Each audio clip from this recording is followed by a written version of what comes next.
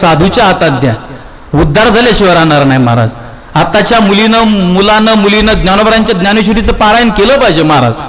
एक जणांनी प्रश्न विचारला, संतोष महाराज पारायण पारायण पारायण पारायण पारायण कुठपर्यंत करायचं? मी म्हटलं जोपर्यंत माणूस नारायण होत नाही तोपर्यंत पारायण केलं पाहिजे. एवढी ताकद आहे महाराज पारायणामध्ये. नामदेव महाराजाच्या कीर्तनात सोडलं, बाप निघून गेला. जनाबाई रोज नामदेव महाराजाच्या कीर्तनाला यायची. ऐकताय ना? एक दिवशी कीर्तन संपतं आणि नामदेव महाराजांनी हाक मारावा, ए पुरी इकडे. काय बाबा, काय नाव आहे का तुझं? बाबा माझं नाव जनाबाई. कुठून आली ग? परभणी जिल्ह्यामध्ये गंगाखेड नावाचं माझं गाव आहे बाबा. कुणाच्या सोबत आली? वडिलाच्या सोबत आली बाबा. कुठे वडील? 6 महिन्यांनी परत येतो म्हटलेत म्हणून गावाकडे गेलेत. बर, आई असेल ना? आई लहानपणी मिली बाबा. राहायला ठिकाण असेल ना? राहायला ठिकाण नाही बाबा. मग राहायला ठिकाण नाही, झोपते कुठं? पायऱ्यावरती झोपते बाबा. अगं मग खाते काय? म्हणे देवाच्या गळ्यातले नरमल्ल्याचे तुळशीचे हार खाते बाबा. वाईट वाटलं नामदेव महाराज. नामदेव महाराज म्हणले, जने असं किती दिवस करणार? जनाबाई म्हणली, पंढरीच्या पेटे मांडियले पाल, मांडियले पाल, आयुष्यभर करणार. नामदेव महाराज म्हणले, अगं असं करू नको, एक काम कर तू. काय? चल माझ्यासोबत माझ्या घरी. बाबा तुमच्या घरी येतो, पण तुमच्या घरी आल्यानंतर बाबा फुकट खाणार नाही. जरा फुकट्याने आहे का? माई शपथ दादा, इतके फुकटे पोरं झाले आजकाल. इथल्यानंतर नाही बोलत नाही, इतके माणसं फुकटे झाले महाराज. हे जे टोनगेत ना, हे 25, 26, 27, 28, 29, 30 वर्षाचे पोरं, यांना रुपडी कमवायची अक्कल नाही महाराज. आणखी रुपडी. एखाद्या पोरानं लग्नाच्या अगोदर बापाच्या पैशाच्या व्यतिरिक्त 1 गुंठा जागा जालन्यात घेऊन दाखव म्हणावं, त्याला पाठ ठोकते तुझी मी. रुपडी कमवायची अक्कल नाही. बापाकडून अपेक्षा मला आयफोन घेऊन द्या. तुला आयफोनची स्पेलिंग माहिती का मूर्खा? आणि सोन्यासारख्या बापाकडून अपेक्षा करतो आयफोनची. बाप महाराज उन्हातानाचा बाप शेतामध्ये कष्ट करतो. तुम्ही एरवीत 1-2 वाजता पाहून या उन्हामध्ये शेतामध्ये. डोक्यातला घाम चैत्र महिन्याचं ऊन आहे, पायातल्या नखापर्यंत येतो बापाच्या. आणि असा बाप दिवसभर कष्ट करून जेव्हा घरी जातो ना, आणि अशा कष्टाळू बापाच्या जर एखाद्या वेळेस खिशातून तुम्ही जर पैसे चोरून दारू पित असताना, तू तुमच्या जिंदगी काय जीवन जगता, याच्यापेक्षा मी लिहिले बरे तुम्ही. अरे पोरगा कसा पाहिजे, पुत्र कसा पाहिजे, पुत्र व्हावा ऐसा गुंडा त्याचा तिन्ही लोके झेंडा. बापाने नाव काढलं पाहिजे आपल्या पोराचं, वा माझा मुलगा. अरे बापाला एक तर कष्ट करू लागत नाही, शेतीमध्ये नोकरी नाही, धंदा नाही, उद्योग नाही, कॉलेज नाही. इकडे तिकडे गावामध्ये टुकार फेरायचं, व्यसन करायचं, पुड्या खायच्या, दारू प्यायचं, संध्याकाळी आले की बापाला त्रास द्यायचा, सोन्यासारख्या माईला त्रास द्यायचा. मुलगा किती मूर्ख असू द्या, माय काय म्हणत नाही महाराज, माय असते. बाप सुद्धा काय म्हणत नाही, वाईट वाटतं फक्त बापाला महाराज. आणि हे कीर्तनात बोलण्याची गरज आहे. उन्हाळ्याची दिवसात आम्ही पाण्याची बाटली गेल्या जर थांबलो ना असं रोडला टपरीवर एखाद्या, 10वीचे कार्टे सिगरेट ओढतात आमच्या पुढे. 10वीचे वजनात रुपडी कमवायची अक्कल नाही पोरांना महाराज. आपल्या पुढे सिगरेट ओढते, धोतर बघितलं तरी सिगरेट ओढतात महाराज वजनात. लाज वाटली पाहिजे रे, इतकं फुकट जगू नाही माणसाने. त्या बापाचे कष्ट कधीतरी ओळखा. अरे बापाकडे जोडी लेकोराची उडी तुमच्यासाठीच कष्ट करतो महाराज. तू उरामदी माया त्याच्या काळ्या मेघवानी दाखविना कधी कोणा डोळ्यातलं पाणी. जिजू जिजू संसाराचा गाडा हाकला, होटामधी हासू जरी कनावाकला.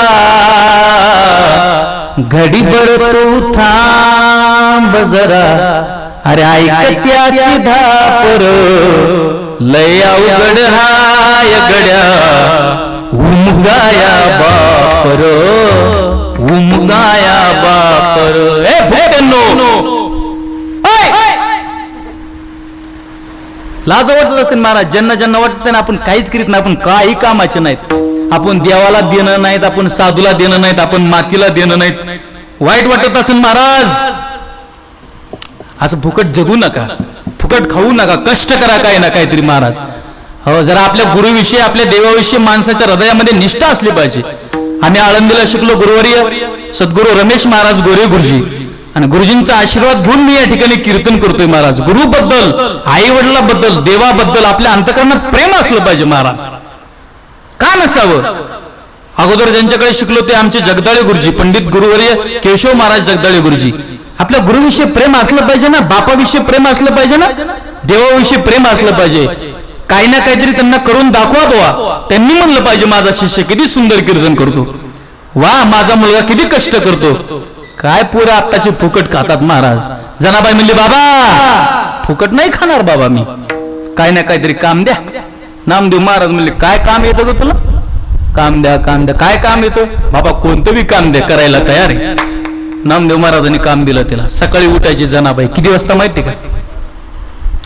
किती वाजता बोला तुम्ही, बोला किती वाजता?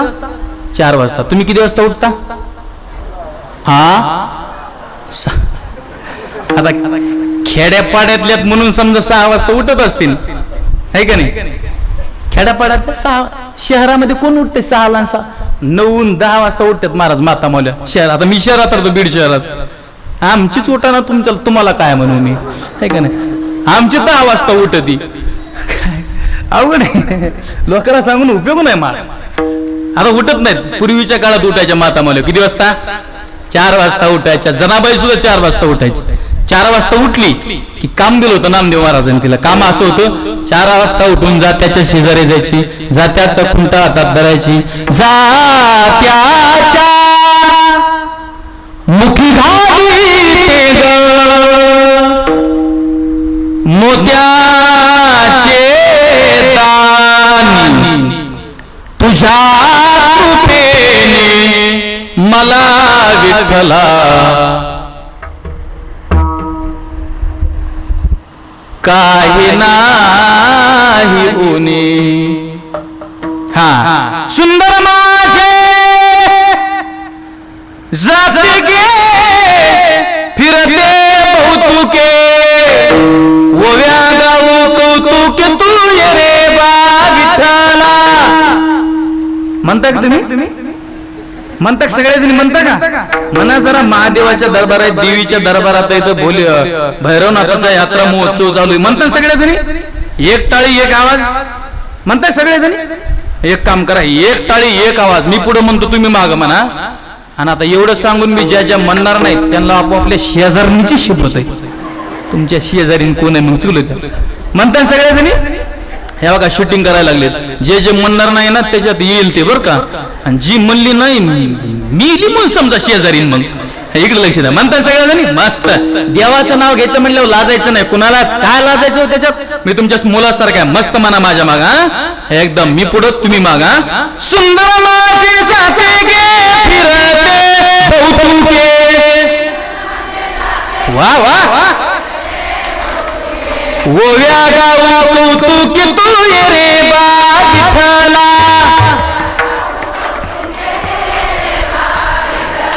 सासू आणि सासरा दिरतो तिसरा, वा भजन. ओव्या गाऊ व्रतारा तू ये रे बा विठ्ठला. लय मस्त ये रे बा विठ्ठला, ये रे बा विठ्ठला. हे जमलं पाहिजे कीर्तन करायला. ये रे बा विठ्ठला तू ये रे बा विठ्ठला.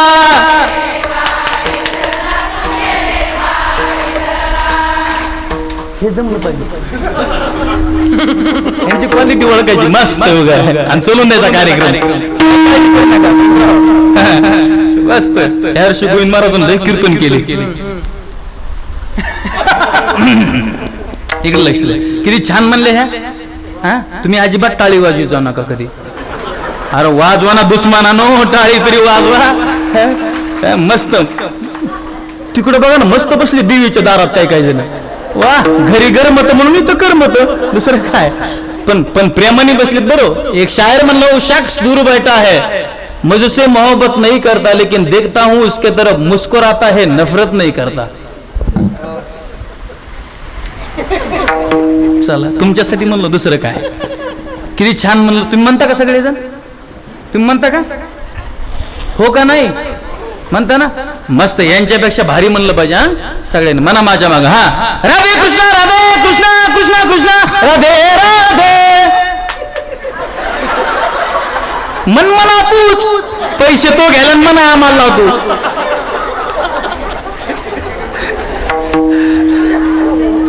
अवघड आहे सगळं. जाऊ दे, इकडे लक्ष द्या. झालं आपला, पण आपला वेळ झाला आता. बस ना आता, इकडे लक्ष द्या.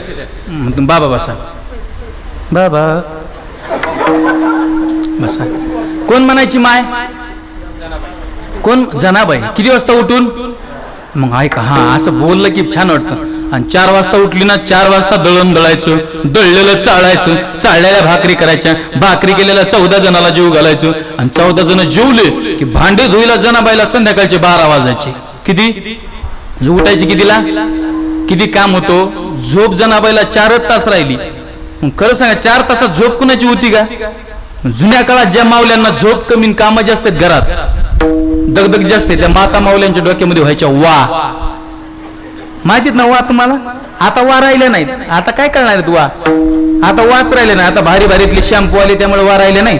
भारी भारीतल्या साबणा आल्या, निर्मित लय भारी. Washing powder Nirma, washing powder Nirma, दूध से सफेदी निर्मा से आई, रंगीन कपड़ा तो खिले खिले जाए, सबकी पसंद निर्मा. असा निर्माला कशाच्या वान, कशाचं काय राहिलंय. पण जनी डोईने गांजली. नीट आहे का? जनाबाईला वा झाल्या, पण काळजी पडली. काळजी पडली देवाला. देवाने यावं ओळखावं, माझ्या जनीला नाही कोणी. अरे ही ओरिजिनल भाविक आहे, ही ओरिजिनल भाविक आहे. हिने घर सोडलं, प्रपंच सोडला. बाप बिचारा थकला गेला तर म्हणून की चल जने चल जने चल. नाही गेली महाराज, देवासाठी थांबली, भाविक झाली. आणि अशी जर भाविक देवासाठी होत असन तर मग देव जनाबाईच्या येऊन वा काढतोय. काढलेली नकोर अशी ठेवतोय, अशा चाटीत असं ह्याला आवाज द्या कडक, पुढील आवाज द्या कडक. ऊ मारतो आम्ही. असे नखावर ते ठेवतोय, उजव्या नका अशी ठेवली. आता हा असं चिटकलं की मारायचं.